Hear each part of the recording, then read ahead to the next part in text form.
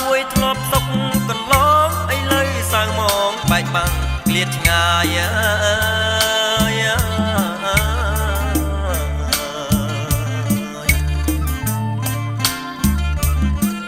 បងប្អូន6នាក់ឆ្លុះព្រមដើមស្វាយគេពីពុកម្ដាយយីហើយនឹងតាយើងគេពីពុកម្ដាយយីហើយនឹងតា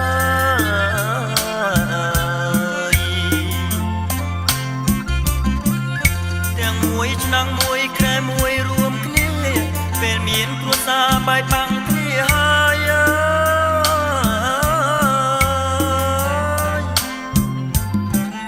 ត្រូវតែរំលំបំបាក់ដើមស្វាយអើស្វាយអើយស្វាយមានមែក6